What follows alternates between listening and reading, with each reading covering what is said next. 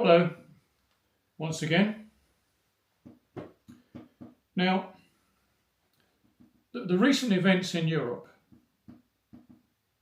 and the world revolve around a much used term, global warming, or if you like, climate change, and all its connotations. Now, I'm not a climate denier. I'm a realist of many years standing, as are many, many other people who've witnessed the last many years. Now, I don't believe in man-made global warming as portrayed by the so-called experts. Define an expert and you'll find there's a pot of gold at the end of their rainbow.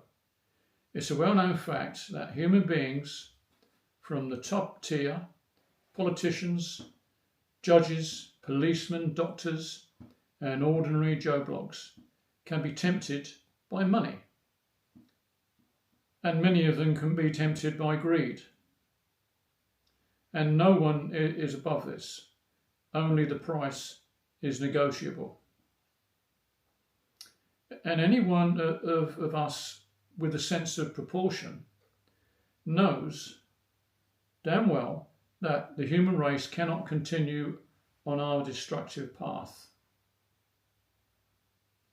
And every politician, ruler, or despot knows the eventual outcome of this folly we are taking.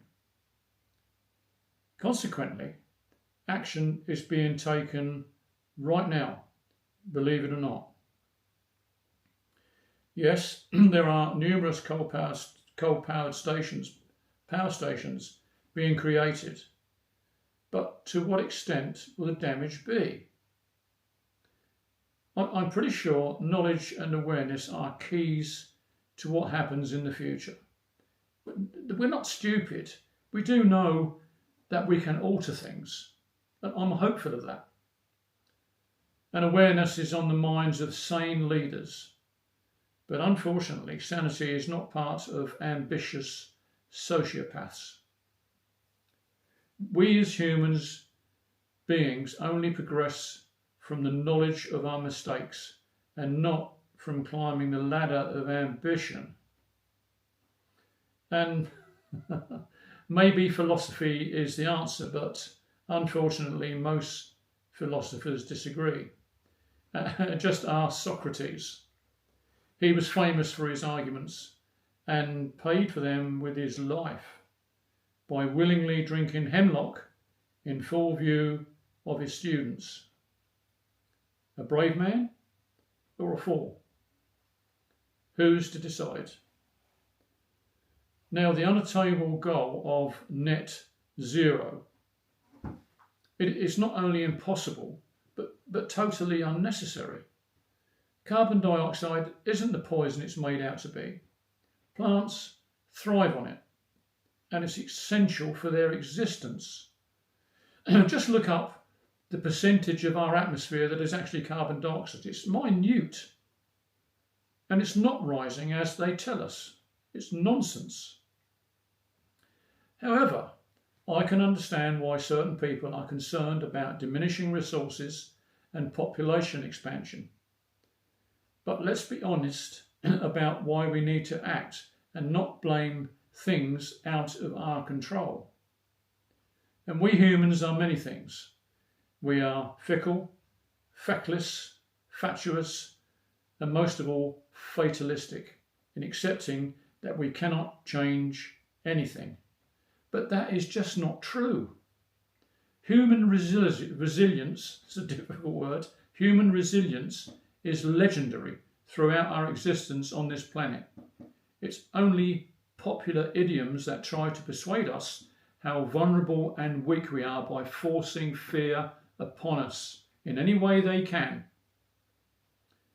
Just look at technology and science, how it has moved forward even in the last 20 years. Can you even imagine what's possible in the next 100 years? Forget climate hysteria and have some faith in humanity and its potential possibilities. Anything is possible. We humans have proved that in the past. Sadly, we have become victims of circumstances beyond our control. At least that's what we've been led to believe. More fear. It's out of control. We can't control. Yes, we can. The reality is that we are in control, more than you may think. Just look at the demonstrations going on right now, strikes, riots going on all over the world. Why? Because people are pissed off, that's why. And what politicians fail to realise is that the power of the people far outreach them and their authoritative figures, including the police and any army they muster. And in the immortal words of an old TV programme, Wilfie Smith, power to the people. I'll leave a link in descriptions to this video. It's a politician called Jeff Taylor who actually speaks for the people. Thank you for listening.